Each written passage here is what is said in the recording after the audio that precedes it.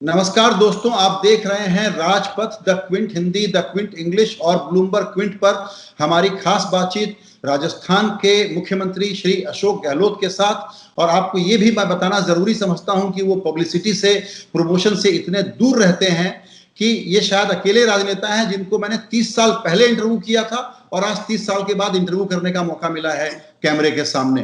आपने मेरे लिए वक्त निकाला सर, आपका बहुत शुक्रिया। इस वक्त की व्यस्तता में आप लगातार काम पे लगे रहे हैं। अब जो लेटेस्ट आदेश आया है केंद्र सरकार का, लॉकडाउन 5 या अनलॉक 1, राजस्थान के लिए वो कैसे प्ले आउट करेगा? क्या वो अनुकूल प्लान है आपके लिए? देखिए, हमने तो पहले ही तैयारी कर रखी है और लॉकडाउन 2, 3, 4 तक हम लोगों ने बकायदा भारत सरकार की जो एडवाइजरी होती है, आधार उसको बनाते हैं और फैसला करते हैं राज्य के हित में क्या हो सकता है, क्योंकि हर राज्य की स्थिति अलग होती है। देश के अंदर राज्यों में अलग रीजन्स होते हैं। ये तो मेरा मानना है कि उसी रूप में हमें तमाम फैसले करने चाहिए। अब जो अनलॉक 1 हुआ है, तो मैंने पहले भी कहा कि लॉकडाउन करना आसान है 4 घंटे के नोटिस पर लॉकडाउन खोलते वक्त बहुत तकलीफ आएगी। वही हम देख रहे हैं, क्योंकि तमाम इकोनॉमिक गतिविधियां बंद हो गई थी। लॉकडाउन बहुत बड़ा निर्णय था, पर जिस रूप में हुआ है जल्दबाजी में, उसे मजदूर लोग सड़कों पे आ गए, बहुत बदनामी हुई। पर आज जो खुलने वाली बातें हो रही फेजेज के अंदर, वही तरीका, उसके अलावा कोई तरीका हो ही नहीं सकता है। और मैं समझता हूँ कि राज्य सरकारों को और केंद्र को मिलकर ही आगे फैसले करने पड़ेंगे देश हित के अंदर, जिससे कि कोविड-19 का मुकाबला करने में हम लोग कामयाब हो सके। मेरा मानना है वही अप्रोच हमारी रहेगी आगे भी, अभी तक वही रही है। जी, आप देश के मोस्ट एक्सपीरियंस्ड चीफ मिनिस्टर्स में से हैं, सीनियर मोस्ट चीफ मिनिस्टर हैं। केंद्र ने जिस तरीके से लॉकडाउन लागू किया, इरादा ये था कि कोरोना के मामले ना बढ़ें, नए केसेस ना आए, उनको कंटेन किया जा सके, लेकिन ऐसे कोई आसार नजर नहीं आ रहे हैं। राजस्थान के केसेस के जो नंबर हैं, पहले कमी आई, फिर थोड़ा बढ़ रही है। उसको देखते हुए आपसे हम ये समझना चाहते हैं कि क्या केंद्र की नीतियां जो थी वो सही थी और ठीक से काम कर पाई? देखिए, वो माहौल जो पूरे विश्व में था, उसके हिसाब से जब लॉकडाउन की घोषणा हुई जल्दबाजी में, उसके फॉलोअर तो सबको मालूम है क्या हुए देश के अंदर। पूरी देश में आलोचना हो रही है, सभी दुखी हुए, अर्थव्यवस्था कोलैप्स हो गई है, सब बातें हैं। और उस माहौल में लोगों ने स्वीकार किया, ताली भी बजाई, थाली भी बजाई, सब कुछ किया और बैंड भी बजाए। अब मैं कहना चाहूँगा, बैंड ऐसी बजी है, अर्थव्यवस्था की बन गई, और चाहे आर्थिक हो, चाहे राजनीतिक हो, चाहे वो सामाजिक हो, सब जगह बैंड बजी लगती है। अभी वो थोड़ा चिंता का विषय बना हुआ है। इतना मैं कह सकता हूँ कि राजस्थान में हमने फिर भी एक भिनोड़ा मॉडल के आप लोगों ने बहुत एप्रिशिएट किया। फिर बाद में जयपुर में काफी केसेस बढ़े तो लोगों ने बहुत चिंता व्यक्त करी। आज वो भी कंटेनमेंट हो गया है रामगंज भी यहाँ पर, और तमाम पैरामीटर राजस्थान के अच्छे हमारे हैं। चाहे वो टेस्टिंग, वैसे पहले फैसिलिटी थी नहीं हमारे यहाँ, बाहर जाते थे पूना और दिल्ली, आगे 14,000 टेस्टिंग पर डे होने लग गई है। 3,80,000 हमने टेस्ट कर लिए राजस्थान के अंदर, और जल्दी 25,000 पर डे टेस्टिंग की फैसिलिटी शुरू हो जाएगी। और पर मिलियन जो है टेस्ट राजस्थान में नेशनल एवरेज ज्यादा है, 4,700 हमारे यहाँ पर है, जबकि देश के अंदर 2,500 है। मृत्युदर भी राजस्थान में 2.2 है, जबकि देश के अंदर 2.9% है। इस प्रकार से हमने रिकवरी रेट तो सबसे शानदार राजस्थान में देश के अंदर 62.87%, जबकि नेशनल लेवल पर 47% है। तो कहने का मतलब है कि हमने पूरी कोशिश करी इंफ्रास्ट्रक्चर मजबूत करें। अब भी हम आगे के लिए आपको कहना चाहेंगे कि एमएलए जो फंड होते हैं, मेंबर पार्लियामेंट फंड को तो समाप्त कर दिया गया 2 साल के लिए, हमने उसको ट्रांसफर कर दिया है मेडिकल हेल्थ के लिए। इसके माने कि कोरोना का रूप, कोरोना का मिजाज कैसा भी होगा, तब भी हम चाहेंगे कि लोग, कुछ एक्सपर्ट कहते हैं जल्दी खत्म हो जाएगा, कुछ कहते हैं नहीं अब तो आना बाकी, अभी तो जुलाई अगस्त सितंबर के अंदर। हम चाहेंगे कि गांव में सब सेंटर, पीएचसी, सीएचसी तक, डिस्ट्रिक्ट हॉस्पिटल के अंदर, सब जगह हमें मजबूती मिले, मजबूत करें इंफ्रास्ट्रक्चर, कैसी भी स्थिति आएगी उसका मुकाबला करने के लिए तैयार रहेंगे। वो हमारी सोच है, उसी लाइन में आगे बढ़ना चाहते हैं। जी बिल्कुल, आपने भीलवाड़ा मॉडल का जिक्र किया, रामगढ़ का भी उदाहरण हमारे सामने है। तो जब इतनी बड़ी आपदा से लड़ने का समय है तो एक तरफ तो हम कहते हैं एनडीए में केंद्रीकरण हो जाता है पावर का, कि सब सेंट्रलाइज हो गया। दूसरी तरफ यह है कि मुख्यमंत्री के ऊपर सबसे ज्यादा जिम्मा होता है और उसको डीएम से काम लेना पड़ता है। क्या आपने इसमें स्ट्रेटजी ये रखी कि डीएम को ज्यादा एम्पावर करो, लोकल अथॉरिटीज को ज्यादा एम्पावर करो, उससे अच्छा काम हो पाया? बिल्कुल, हमने यही किया। हमने देखा है कि हमारा एक प्रयोग बहुत कामयाब रहा। जिस रूप में हमने ये फैसला किया कि विकेंद्रीकरण करो, और वो मॉडल ही भीलवाड़ा मॉडल कामयाबी का एक उदाहरण था। जी, मेरा मानना है कि ऐसे वक्त के अंदर केंद्रीकरण से कोई फायदा नहीं होता है। विकेंद्रीकरण करके ही आप अच्छी गवर्नेंस दे सकते हो, मैनेजमेंट अच्छा कर सकते हो, और हमने करके दिखाया है। आज हम दावे के साथ कह सकते हैं कि शुरुआत हमने करी, तमाम पॉलिटिकल पार्टियों नेताओं को बुलाया मैंने, अलग तमाम धर्म गुरुओं को बुलाया, उनको रिक्वेस्ट की भी कि आप इबादत और पूजा अर्चना मंदिर में करो, पर कोई फॉलोअर्स नहीं आने चाहिए। सबने बात मानी हमारी। हमने कहा सब तमाम रिटायर्ड डॉक्टरों को, सीनियर मोस्ट लोगों को, प्राइवेट हॉस्पिटल को क्या करना ये बताइए, आप कैसे सेव करोगे आप लोग। तमाम एक्टिविस्ट को, सोशल वर्कर को बुलाया। उसका फायदा हमें मिला कि हमने किस प्रकार से, कैसे हम आगे बढ़े। कोई तरह की शिकायत नहीं आई। पूरे 2-2.5 महीने हो गए हैं, पूरे राजस्थान एकजुट है इसके अंदर, इस संघर्ष के अंदर सब मिलकर सेव कर रहे हैं। और तो और सोशल कमिटमेंट पूरा हमने किए। कोई आदमी भूखा नहीं सोए, ये हमारा नारा था शुरू से ही। वो कामयाब करने में जनता ने साथ दिया, भामाशाहों ने, दानदाताओं ने, सब लोगों ने। जितनी ताकत थी, कोई राजनीतिक पार्टी का आदमी हो, कोई व्यक्ति हो, सोसाइटी हो, संस्था हो, ऐसा माहौल पहले बार देखा। लाखों करोड़ों जो है खाने के बने बनाए पैकेट भी बटे हैं, सूखा राशन बटा है, और हम लोगों ने भी करीब 80 लाख लोगों को पेंशन दी 2 महीने के एक साथ में। 40 लाख लोगों को करीब हमने 2,500 रुपये उनके खाते में डाल दिए। जब हमने फ्री बांटा 10-10 किलो पर है, और जब कम मिलता है कुछ केंद्र से, कुछ फॉर्मूले में आधार पर, तो हमने मार्केट प्राइस से 21 रुपये खरीद करके हमने प्रति किलो बांटा है 30-35 लाख लोगों को। जो प्रेग्नेंट औरतें थी उनका अलग ट्रैकिंग की हम लोगों ने।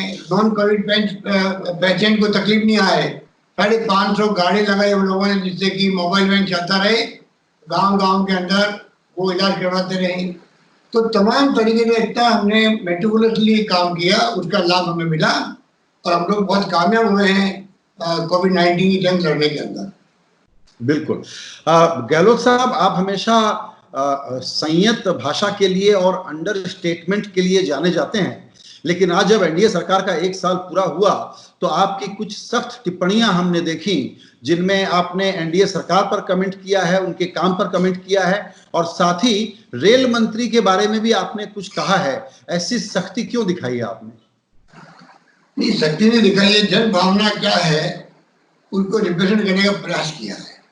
1 साल का कार्यकाल में लोगों ने क्या सोच रखी, क्या धारणा बनी लोगों की, और एक चांस और मोदी जी को मिला था दूसरी बार, तो जो वादे किए गए थे जिस रूप में उनको आगे आना चाहिए था कामयाब होने में, उसमें वो कामयाब नहीं हो पाए। इकोनॉमिक स्थिति बहुत ही डाउन जाती रही, और आगाह करने के बावजूद में परवाह नहीं करी विपक्षी पार्टियों की। जबकि सोनिया गांधी जी ने कहा था हम पूरी पार्टियां आपके साथ खड़ी मिलेगी आपको कोविड की जंग के अंदर भी, और इकोनॉमिक स्थिति पहले बिगड़ती जा रही थी और ज्यादा बिगड़ गई है। और जहां तक रेल मंत्री जी के बारे में मैंने कमेंट किया, आप देखिए कि आज जो पूरे देश के अंदर जो सीन दिखाए गए हैं, मजदूरों के बच्चे मर रहे हैं, प्रेग्नेंट औरतें डिलीवरी हो रही है, स्टेशन पर हो रही है, सड़क पर हो रही है, और देखा नहीं जाता है, ऐसा विचलित पूरा देश हो गया है, इतनी घटनाएं हो चुकी है। और ऊपर से फिर ट्रेनें रास्ते बोल रही है, ट्रेनें रास्ते बोल रही है, जबकि ट्रेनें चलती है बहुत ही साइंटिफिक वे से चलती है। हर स्टेशन पर टोकन कैसे मिलेगा, कब सिग्नल डाउन होगा, उसके बगैर ट्रेन आगे जा नहीं सकती। अब रेलगाड़ी रास्ते बोलने लगी देश के अंदर, ये जो माहौल बनाया गोयल साहब ने लापरवाही से, और 40 ट्रेनें, लगभग 80 लोग मारे गए ट्रेनों के अंदर। 9 दिन में पहुंचना एक स्टेशन दूसरे स्टेशन में, क्या बीती होगी लोगों पर। तो ये मेरे दिमाग में थोड़ा एक भावना थी, तो मैंने कहा कि मुझे एक ट्वीट करना चाहिए, देश के सामने रखना चाहिए। और मैंने मोदी जी से प्रार्थना करी है कि आप इनको मंत्री पद से मत हटाओ। मुझे पता है वो आपके एसेट आपके लिए, वो चंदा करने के उनकी एक्सपर्टाइज भी है पार्टी के लिए, सब दुनिया जानती, देश जानता है। तो मैंने नहीं कहा उनको आप ड्रॉप करो, मैंने कहा आप उनको विदाउट पोर्टफोलियो मंत्री रखो। वो आपकी पार्टी के लिए अच्छे जो काम पहले से करते आ रहे हैं, उनकी अप्रोच भी बड़ी शानदार है। आपको मालूम है, किसी भी पूछ लीजिए इंडस्ट्रिस्ट को बता देगा उनकी अप्रोच क्या होती है चंदा मांगने की। तो ये उस पर एक्सपर्टाइज रखते हैं, उसी ढंग से आप उनको काम दीजिए, मेरा मानना है। बहुत बढ़िया व्यंग्य है आपकी इस मांग में या निवेदन, जो भी कहें आप। लेकिन ये बताइए, सचमुच रेलवे ऐसे कैसे रास्ता भटक सकती है ट्रेन, या ऐसा मिसमैनेजमेंट हो क्यों सकता है, कारण क्या था? आपने ठीक कहा, इस समझ के परे है। इसके लिए जान बिठाई जानी चाहिए कंट्री के इंटरेस्ट के अंदर। आप बताइए, एक ट्रेन अगर रास्ता भूल जाए तो ही बड़ी घटना होती है। एक इंजन निकल जाता कई बार डब्बो छोड़ करके, तो ही जांच होती है। और 40 ट्रेनें रास्ते भूल गई। इसके लिए प्रधानमंत्री को चाहिए इसकी जांच बिठवाए, जिससे कि आगे रेलवे बोर्ड ऐसी स्थिति कभी पैदा ही नहीं हो। मैंने तो कभी जिंदगी में नहीं सुनी कि ट्रेनें रास्ते भूलती है। तो ये जो हो रहा है वो मैं समझता हूँ कि पता नहीं कहीं अनहोनी नहीं रहा कभी। इसे कृपा करके मैं सरकार से आग्रह करना चाहूंगा, उनको चाहिए कि वो भविष्य में ये पहले तो ये क्या हुआ क्यों हुआ इसकी जांच हो, जो दोषी उनको सजा मिले। रेलवे बोर्ड के चेयरमैन क्या कर रहे हैं समझ के परे हैं, कोई कमेंट भी नहीं आए उन लोगों के। कमेंट आए तो ऐसे लचीले आए हैं कि उन पर कोई विश्वास नहीं कर सकता है कि हमें जल्दी पहुंचाना था इसलिए रास्ता रूट बदल दिया। ये आर्ग्यूमेंट नहीं होता 40 ट्रेनों के लिए। तो ये मैं समझता हूँ कि इसकी जांच का विषय है। दोषी लोगों को तो सजा मिलनी चाहिए, तब जाकर के भविष्य में ऐसी गलती नहीं हो सकती है, मेरा मानना है।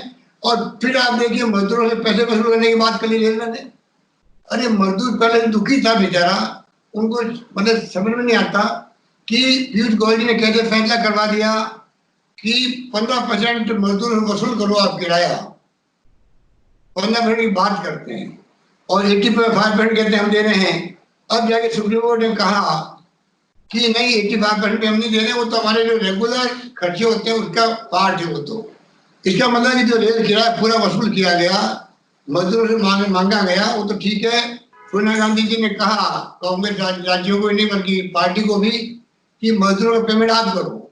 जब हमने घोषणा करी तब जाके इनकी आंखें खुली और राज्यों को कहा गया कि आप पेमेंट कीजिएगा। तो पहले ही कह सकते थे। और मेरा मानना है कि सुप्रीम कोर्ट अब जो कह रहा है कि मजदूर को बसों में भेजो, ट्रेन भेजो, बहुत लेट कर दिया उन्होंने भी। और भारत सरकार भी कह रही थी राज्यों को, जैसे राजस्थान हमने किया है, हमने यहाँ मजदूर कोई भी पहले नहीं चल सका। पहले घटनाएं हुई, हमने एसडीओ को बनाया जिम्मेदार, आपके क्षेत्र में कोई मजदूर पैदल नहीं चलेगा, आप बसें लगा के उनको कैंप लगा दीजिए, खाना पीना खिलाइए, व्यवस्था कीजिए, फिर उसको बसों में भेजिए उसके गंतव्य स्थान पर। इतना शानदार प्रयोग हमारा रहा। 25 करोड़ रुपए हमने खर्च किए हैं, जिसमें हमने लाखों मजदूरों को बसों में, ट्रेनों में स्टेट गवर्नमेंट अपने खर्चे में भेजा है। इस प्रकार से हम लोगों ने, मैं समझता हूँ कि फैसले किए, उसका लाभ हमें मिला है। यहाँ मजदूरों का असंतोष नहीं है, काफी लोग घर आ चुके हैं। अब क्वारंटाइन की फैसिलिटी हमने की उन लोगों के लिए, गांव वाले खुद बहुत जागरूक है राजस्थान के अंदर, वो भी ध्यान रख रहे हैं और अच्छी व्यवस्था हो रही है। बिल्कुल। आपने जो श्रमिक बस एक्सप्रेस चलाई, बसें चलाई, उसमें आपका अनुभव इंटर स्टेट ट्रांसपोर्ट को लेकर के क्या रहा?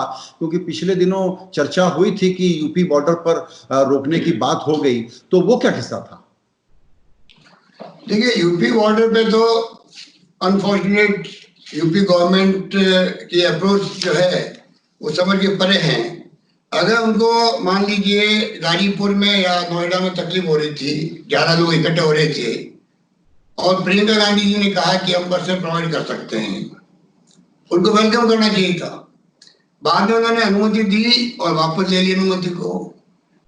मतलब वो बुखलाए हुए बात करने लगी सरकार। कभी कह रही सुबह 10 बजे, रात को कह रही 12 बजे, सुबह 10 बजे तक नहीं 9 बजे तक, 9 बजे तक आप लखनऊ में 1000 बसें पहुंचा दीजिए। ड्राइवर की डिटेल्स, नाम, लाइसेंस और गाड़ियों का फिटनेस सर्टिफिकेट। अब बताइए आप, मतलब इस प्रकार बहानेबाजी करने की जरूरत नहीं थी। और पर की उन्होंने, पर ये मैं कह सकता हूँ, हमने जो बसें चलाई, सभी एक्सप्रेस बसें, सभी ट्रेन की तरह, वो बहुत शानदार प्रयोग हमारा रहा। हमने छूट दे दी रोडवेज को। जहां मांगे लोग, जिस राज्य के लिए मांगे, चाहे दक्षिण में क्यों नहीं हो, बिहार हो, वेस्ट बंगाल हो, कोई भी हो, बसें जाएगी हमारी। और मेरा अनुभव कहता है, अगर सरकार, भारत सरकार रेगुलर ब्रीफिंग कर रही थी, वीडियो कॉन्फ्रेंसिंग कर रही थी चीफ सेक्रेटरी के साथ में, अगर एक एडवाइजरी जारी हो जाती भारत सरकार की कि सब राज्यों को चाहिए कि वो फंड जो आपको दिया गया है, एनडीआरएफ का, डिजास्टर मैनेजमेंट फंड दिया गया है, उसमें आप खर्च कर दीजिए। आपके राज्य में हम चाहेंगे एक मजदूर पैदल चलता हुआ नहीं दिखना चाहिए हमें। तो मेरा दावा है 3-4 दिन में ये समस्या हल हो जाती। अब जाके सुप्रीम कोर्ट ने कहा है कि राज्यों को चाहिए कि वो बसों में भेजे चाहे ट्रेन में भेजे। तो ये बात अगर सरकार खुद कर देती तो भारत सरकार की जो बदनामी हुई है, मेरे ख्याल से उनकी कल्पना में नहीं होगा।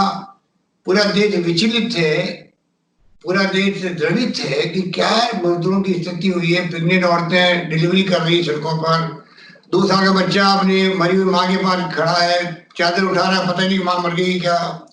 कितने लोग मारे गए हैं, कोई गिनती नहीं किसी के पास में। 28 लोग, तो मैंने कहा कि जो ट्रेनें लेट हुई उसमें मारे गए लोग। तो ये तमाम बातें मीडिया में आ रही है, क्यों आ रही है? ये स्थिति अच्छी नहीं होती। आराम से केंद्र सरकार इसको मैनेज कर सकती थी। 4 घंटे में तो आपने लॉकडाउन कर दिया, वो भी गलत काम किया, उसके कारण से सब भुगतना पड़ा। उसके बाद में गलती हो गई, कोई बात नहीं, उसको सुधारने का मौका आपके पास में था, वो भी आपने उसका उपयोग नहीं किया। इस बात का बड़ी दुख है। तो एक चीज और बताएं, क्योंकि आप कांग्रेस शासित राज्य के मुख्यमंत्री हैं, आप सभी बाकी कांग्रेस स्टेट जो हैं उनके अनुभव के आधार पर भी कलेक्टिव जो अनुभव आपका रहा बता सकते हैं कि केंद्र का बर्ताव क्या अपनी पार्टियों के साथ और दूसरी पार्टियों के साथ कुछ अलग किस्म का रहा, इस वजह से ऐसा हुआ, या ये बेसिकली हमारी मशीनरी का फेल्योर है? देखिए, मैं इसमें अभी कोई आरोप नहीं लगाना चाहूंगा। जैसे राहुल गांधी जी ने भी कहा कि पहले क्या हुआ, उस पर मैं डिस्कशन नहीं करना चाहता, क्योंकि अभी इतनी बड़ी महामारी है, इतना बड़ा संकट है देश के सामने। पूरा देशवासी मिलकर हम लोग संकट का मुकाबला करें, और ये हम चाहेंगे सरकार से कि वो बताए आगे अभी प्लानिंग क्या है, जिससे कि विपक्षी पार्टियां अपना सुझाव दे सके। उसके बारे में अभी तक भी कोई रेस्पॉन्स नहीं आया प्रधानमंत्री की तरफ से या सरकार की तरफ से। और दूसरा जो आप कह रहे हैं कि अनुभव क्या रहा, मैं चाहता हूं कि अभी कोविड की लड़ाई तो केंद्र सरकार और राज्यों की सरकार है, चाहे कोई पॉलिटिकल पार्टी की हो, सब मिलके लड़े, देशवासी मिलके लड़ेंगे, तब जाके हम लोग विजय प्राप्त कर सकते हैं। और जहां तक भेदभाव की बात है, वो तो अब मालूम पड़ेगा, क्योंकि अब हमने पहले से क्या है, प्रधानमंत्री जी को भी मैंने रिक्वेस्ट की है वीडियो कॉन्फ्रेंसिंग के अंदर कि आप राज्यों को छूट दीजिए, आप उनको ग्रांट दीजिए। आप ग्रांट नहीं मिले हम लोगों को। हमने कहा ब्याज मुक्त ऋण दीजिए, वो नहीं मिला है। हमने कहा जो कर्जा चुकाना पड़ता राज्यों को, कई कंपनियों को, कॉर्पोरेशन को, उसका मॉनिटरिंग कर दिए 6 महीने का, वो नहीं किया। जीडीपी का 3% कर्जा ले सकते थे हम लोग, 5% मैंने मांग करी, तो मांग मानी गई है, पर उस पर कई शर्तें लगा दी गई है। पर जब तक ग्रांट नहीं देंगे सरकारों को, सरकार खाली कांग्रेस की बात नहीं कर रहा हूं, असली लड़ाई कौन लड़ रहा है? केंद्र तो खाली गाइडेंस दे रहा है आपको, आईसीएमआर आपको हेल्थ में गाइडेंस दे सकती है, सब सरकारें मान रही है। असली लड़ाई लड़ रही है सरकारें, जो चुनी हुई सरकारें, वो भी राज्यों की, चाहे वो नॉर्थ ईस्ट की हो, चाहे वो किसी भी क्षेत्र की हो। तो उनको आपको चाहिए, आप खुद अपना विश्लेषण कर लीजिए कि कहाँ ज्यादा पेशेंट है, कहाँ पेशेंट बढ़ने की संभावना है। अलग अलग प्रोफाइल है राज्यों की, पॉपुलेशन की, गरीबी की, कच्ची बस्तियों की, जो भी है, और उस रूप में आपको चाहिए कि अगर राज्य सरकार मांगती फिरे केंद्र से पैसा, ये ऑर्डिनरी समय नहीं है, ये समय महामारी का है। इस पे केंद्र को आगे आकर के तय करना पड़ेगा कि हमें इमदाद करनी राज्यों को, वो आर्थिक पैरों पे खड़े हों, उनको तकलीफ नहीं हो, वो आगे इंडस्ट्री खोल सके। जैसे हमने यहाँ पे 40,000 MSME खोल दिया है, 3.5 लाख मजदूरों को लगा दिया है। हमने यहाँ पर MSME के लिए ऑर्डिनरी जारी किया था कि 3 साल तक सरकार के पास आपको आने की जरूरत नहीं पड़ेगी, तमाम कानून कायदे एक तरफ है, आप अपना काम शुरू कीजिए। उसी प्रकार केंद्र सरकार को चाहिए कि राज्यों को आगे आगे इमदाद करे और राज्यों को गाइडेंस दे, हेल्प करे फाइनेंशियली, कि वो पैरों पे खड़े होने के लिए स्टेप उठाए। छोटे उद्योगों का, MSME का लोन बेस्ड आपने 20 लाख करोड़ का अभी पैकेज दिया, लोन बेस्ड। क्या तुक हुआ? कोई लोन लेगा नहीं आपसे, ऐसी स्थिति है। और बैंक के लोन देने में रिलेक्टेंट रहती पहले से ही, गारंटी के साथ में रहती, रिलेक्टेंट रहती है। आपने अभी कहा है कि हम बिना गारंटी के लोन देंगे, तो गारंटी के साथ में लोन नहीं मिलता था, तो बिना गारंटी कितनी बैंकें रिलेक्टेंट नहीं रहेगी, कोई नहीं कह सकता। कहने का मतलब ये है कि अभी भेदभाव की बात छोड़िए, अभी तो आप राज्यों की आर्थिक स्थिति कमजोर हो चुकी है, रेवेन्यू पूरा बंद हो गया 2 महीने से, 30% रेवेन्यू मुश्किल से आ रहा है, राज्यों के पास कोई साधन नहीं है, कोई सोर्स नहीं होते हैं। आपके पास में RBI है, आपके पास में नोट समझने मशीन है, आप कुछ भी कर सकते हो। तो आपको चाहिए कोई तरीका निकाले। दुनिया के अमेरिका में, इंग्लैंड में, जापान, जर्मनी, इटली सब बर्बाद हो गए हैं, सबने रास्ते निकाले हैं। GDP का हाई परसेंटेज उन्होंने पैकेज घोषित किए हैं, डायरेक्ट पैसा दिया है, उसकी स्टडी कीजिए। और आप अपने यहाँ देश के अंदर इतना बड़ा मुल्क, 130 करोड़ की आबादी का मुल्क है, आप खुद बार बार कहते हो, इतने बड़े मुल्क में कोरोना अगर बाद में फैल गया बहुत ज्यादा बड़े रूप में, तो अभी तक तो कंट्रोल करने की स्थिति सबकी है। और राजस्थान, मैंने कहा आपको, हम तो तैयारी करें अभी आगे की, कैसी स्थिति बनेगी तो राजस्थान सक्षम होगा मुकाबला करने का। तो ये स्थिति पूरे मुल्क में बननी चाहिए। सब राज्य सरकारों को, उनको चाहिए कि वो एडवाइजरी जारी करें और उसी रूप में हमें काम करना चाहिए। मैं उम्मीद करता हूँ कि केंद्र सरकार आगे आएगी और इसी दिशा में कुछ काम करेगी। बिल्कुल, आपने केंद्र के आर्थिक अप्रोच के बारे में बहुत डिटेल से और बहुत गहराई से बहुत अहम बातें बताई हैं। तो मेरा एक सवाल और है, लास्ट के 1 या 2 सवाल आपसे और पूछना चाहता हूं मैं। उसमें से एक सवाल ये है कि अब अगर राजस्थान या किसी भी राज्य के साथ केंद्र की ऐसी ही कंजूसी बनी रही, ऐसे में आपको साधन की जरूरत होगी, तो आप अपने बूते क्या कर सकेंगे? और नहीं कर पाने की स्थिति में बाकी राज्यों को, जो खास करके नॉन बीजेपी राज्य हैं, कैसे मोबिलाइज करेंगे कि केंद्र पर दबाव बना सकें? देखिए, दबाव तो बनाना बड़ा आसान है। हम नहीं चाहते माहौल खराब हो कि हम कहें कि 4 राज्य कांग्रेस शासित इकट्ठे हों या नॉन बीजेपी राज्य इकट्ठे होकर बात करें। मैं फिर कहना चाहूँगा, राहुल गांधी की जो भावना है, जिस प्रकार उन्होंने कहा कि पुरानी बातें भूलो, हम चाहते हैं आगे की लड़ाई कैसे मिलकर लड़े और आपकी प्लानिंग क्या है। तो मेरी सोच भी वही है कि कैसे हम लोग सब मिलकर इस लड़ाई से पार पाएं। इसलिए हमारी अप्रोच रहेगी, बजाय इसके कि हम ये बताएं कि हम आप पे दबाव दे रहे हैं। मैं बार बार कहना चाहूँगा केंद्र सरकार को भी कि दबाव देने की अप्रोच अभी होनी नहीं चाहिए। केंद्र सरकार को आगे आके ये अवसर देना नहीं चाहिए पॉलिटिकल पार्टियों को या अपोजिशन गवर्नमेंट को कोई दबाव बनाने के लिए आगे आए। मजबूरी मानना पड़ेगा तो आएंगे हम लोग, इसमें कोई दो राय नहीं है। हमारे लिए हमारा स्टेट का इंटरेस्ट ज्यादा मौजूद है कि स्टेट में विकास भी हो, रोजगार मिले लोगों को, सब तरह संपन्न हो, हम लोग वापस गाड़ी पटरी पर आना पड़ेगा। पर ये नौबत नहीं आए, मेरा मानना है, और सरकार को खुद को कोई रास्ता निकालना चाहिए। मेरी अप्रोच ये रहेगी। बिल्कुल। आपसे आखिरी सवाल गहलोत साहब वो ये है कि पूरे देश ने देखा है, हालांकि नेशनल मीडिया में बहुत सारी बातें, सुर्खियां दूसरी छाई रहती हैं, लेकिन पता लगा है कि देश में मुख्यमंत्रियों का रोल क्या होता है, राज्य की भूमिका क्या होती है। अब आने वाले दिनों में स्टेट्स के बीच में भी एक कंपटीशन बनेगा। इस वक्त सचमुच पूरे देश का और दुनिया का फोकस है कि राज्य कैसा कर रहे हैं भारत में। तो स्टेट में फोकस जब बनेगा तो आपके यहाँ निवेश में लाने का एक कंपटीशन चलेगा, एक अच्छा हेल्दी कंपटीशन बढ़ने का बड़ा फोकस के साथ मौका आ गया है। ऐसे में आपका राज्य राजस्थान और बेहतर आर्थिक तरक्की कर पाए, निवेश को अट्रैक्ट कर पाए, क्योंकि सब में कंपटीशन हो रहा होगा, उसके लिए आपके मन में क्या विजन है? एक तो मैंने अभी बताया आपको कि एमएसएमई को लेकर तो हमने एक बनाया है कि किस प्रकार से बिना कोई तकलीफ के, परेशानी के जितने भी कायदे कानून हैं उनको छोड़ के 3 साल तक उनको सरकारी पर आने नहीं पड़ेगा, अपना काम शुरू कर सकते हैं। उसी ढंग से हम चाहते हैं कि one stop single window system बने इन्वेस्टमेंट के लिए। ये प्रयोग पहले भी हुआ था, हम उसको और मजबूत करना चाहते हैं। उसी रूप में हमने तैयारी शुरू कर दी है।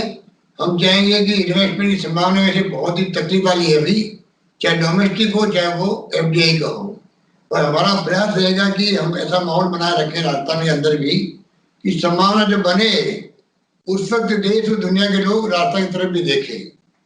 नंबर 2, टूरिज्म का सेक्टर हमारा है, वो इतना बड़ा सेक्टर है, हर 3 में से 1 टूरिस्ट आता है, राजस्थान में आता है। हम चाहेंगे कि उसके लिए इंफ्रास्ट्रक्चर बने, शादी की जरूरत होगी, तो तमाम तरीके से हम तैयार हैं सब तरह से कि राजस्थान में चौमुखी विकास हो। जो सेक्टर राजस्थान को रेवेन्यू दे सकते हैं वो आगे बढ़े, और उसी प्रकार से सोच केंद्र सरकार की होनी चाहिए। जैसे आपको मैंने एग्जाम्पल दिया एमएसएमई का, तो वो एमएसएमई के हमारे तो कायदे कानून को हमने खत्म कर दिया, और केंद्र सरकार को भी चाहिए राज्यों में ऐसे कोई योजनाएं बन रही है, बन रहे हैं, वो भी सपोर्ट करें, तब जाके एमएसएमई के लोग आगे आ पाएंगे, छोटे छोटे उद्यमी चला पाएंगे। रोजगार बहुत बड़ा चैलेंज होगा देश के सामने। वैसे भी देश के सामने सबसे बड़ी जो आबादी है 3/4 ज्यादा वो नौजवानों की है। आज उनमें फ्रस्ट्रेशन आ रहा है, कोविड के कारण से और ज्यादा तकलीफ आएगी, पता नहीं हमारा फ्यूचर क्या होगा, लंबी जिंदगी उनकी है। तो सरकार को बहुत ही मेटिकुलसली सोच समझ करके आगे बढ़ना पड़ेगा, राज्यों को मजबूत करना पड़ेगा, और चुनी सरकारों ने मैं समझता हूँ अभी जो प्रयास किए कोविड के 19 में लड़ाई में, मैं समझता हूँ कि बाई एंड लार्ज सब जगह कोशिश करने में कमी नहीं रखी, लोगों ने कोशिश करने में कमी नहीं रखी। ये मैं अपने अनुभव से कह सकता हूँ कि सरकार जो चुनी सरकारें हैं उन्होंने, चुने जनप्रतिनिधियों ने जो भी थे वहां पर, जनता ने साथ निभाया सरकार का, तो ये तमाम काम किए गए हैं। और मैं उम्मीद करता हूँ कि अब केंद्र सरकार की बारी है, अब बॉल उनके कोर्ट में है कि राज्यों ने अपनी परफॉर्मेंस बता दी है, अब केंद्र सरकार किस प्रकार से आगे आए और उनकी इमदाद करे, ये वक्त आ गया है। बिल्कुल। एक आखिरी सवाल और पूछने का मन हो गया, क्योंकि आपने रोजगार का और जवानों का जिक्र किया। आपका राज्य ऐसा है कि जहां मजदूर आते भी हैं और जाते भी हैं, और हमने दुनिया की सबसे बड़ी ह्यूमन ट्रेजेडी इस वक्त देख ली जो माइग्रेंट्स के साथ हुआ। अब उनको वापस लाना भी मुश्किल काम होगा, और वहां जो आपके यहाँ आए हुए हैं उनको दूसरे राज्यों में जाने में भी हिचक रहेगी। इस चीज को आप कैसे मैनेज करने की सोच रहे हैं? कोई नया आइडिया आपके पास? देखिए, समय बताएगा, क्योंकि अभी तो उनके दिलों में घाव है, जिस रूप में माहौल बना है, तकलीफ पाई है, व्यवहार हुआ है, मैं समझता हूँ उसके कारण वो चिंताग्रस्त हो गए, दिमाग में भय बैठ गया कि हमें तो किसी ढंग के बाद घर जाना है, जब मरना भी है तो अपने गांव में मरना है, परिवार के साथ मरना है। ये भावना पूरे देश के अंदर आ गई थी। इसलिए मेरा मानना है कि इस प्रकार से मजदूरों का जो पलायन हुआ है, पलायन में इसलिए कह रहा हूँ कि अगर माइग्रेशन ढंग से होता, ट्रेनों में, बसों में, जो जिसकी इच्छा होती छोड़ देते, 3-4 दिन का टाइम देके फिर लॉकडाउन करते, तो जब मजदूर को बुलाते आते वो लोग, माहौल अच्छा रहता। पर दुर्भाग्य जो वो नहीं हो पाया। अब जो मजदूर गए हैं, अब आगे कोविड कितना लंबा चलेगा उस पर डिपेंड करेगा, नॉर्मल स्थिति कब बनेगी, कैसे बनेगी, उस पर डिपेंड करेगा। केंद्र क्या सहयोग करते राज्यों को, वहाँ एक्टिविटी कैसे चलती है आर्थिक रूप से, उस पर डिपेंड करेगा। अगर एक्टिविटी बढ़ेगी, परचेजिंग पावर बढ़ेगी। आपको चाहिए कि अभी हमने परसों कैंपेन चलाया था कि 45,000 रुपये देने चाहिए मजदूरों को उनकी जेब खर्च के लिए, उनके घर खर्च के लिए। मैं समझता हूँ कि ये कैंपेन कांग्रेस ने चलाया हुआ इसलिए है, जब तक परचेजिंग पावर नहीं बढ़ेगी गरीबों की, श्रमिकों की, आम लोगों की, वो खर्च नहीं करेंगे, डिमांड नहीं बढ़ेगी, तो इंडस्ट्री नहीं चलेगी। चाहे छोटे उद्योग हो चाहे बड़े उद्योग हो, पूरा खेल उसके ऊपर है। चाहे रियल एस्टेट हो, चाहे आपका और बिजनेस दूसरे हो, इंडस्ट्री हो, डिपेंड करता है कि आपकी इकोनॉमी कैसे आप एक्सपेंडिचर बेस बढ़ाओ, वो आपको बड़े रूप में सोचना पड़ेगा। इसलिए मैंने कहा लोन देने से काम नहीं चलेगा, आपको सोचना पड़ेगा किस प्रकार से हम लोग डायरेक्ट पैसा ट्रांसफर करें।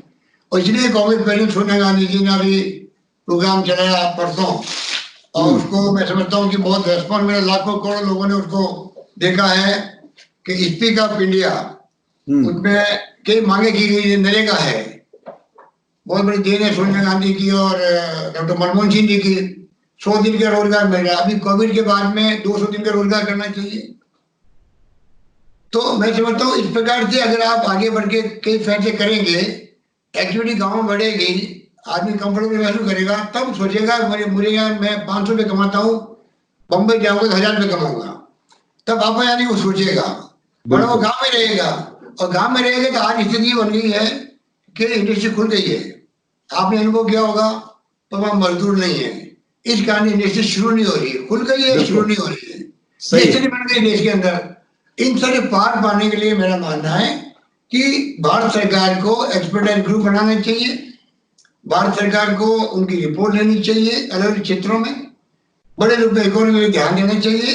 एक तरफ स्वास्थ्य सेवाओं पर ध्यान दे, और दूसरी तरफ अभी तो कोविड हो गया पूरे 2.5 महीने, अब कोविड के अलावा भी आपकी इकोनॉमी कैसे वापस पटरी पर आए सबके सहयोग से, वो मैं समझता हूँ कि जब हम बार बार कहते हैं कि हमारी कांग्रेस प्रेसिडेंट ने आपको खुले रूप में कहा है, और मोदी जी ने खुद ने मुझे कहा है कि सोनिया गांधी जी का कैसे अच्छा है, उन्होंने ये कहा है कि हम आपके साथ खड़े, मुझे अच्छा लगा।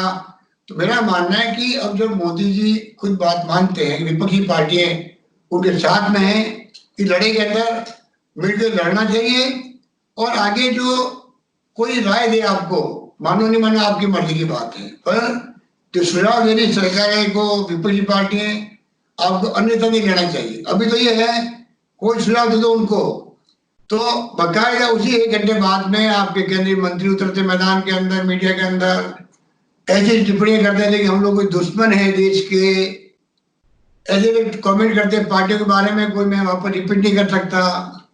ऐसे लोगों की टीम बना रखी मोदी जी ने, उनको चाहिए उस पर विश्लेषण करे कि आपके मंत्री उतर के क्या क्या बोल रहे हैं। विपक्षी पार्टियां भी राय देती, मत मानो आपकी मर्जी है, पर जो मानोगे आप तो अच्छा रहेगा, नहीं मानो आपकी मर्जी है। पर अगर आप सबको मिला के चलेंगे तभी तो देश कामयाब होगा, यही मेरा कहना है।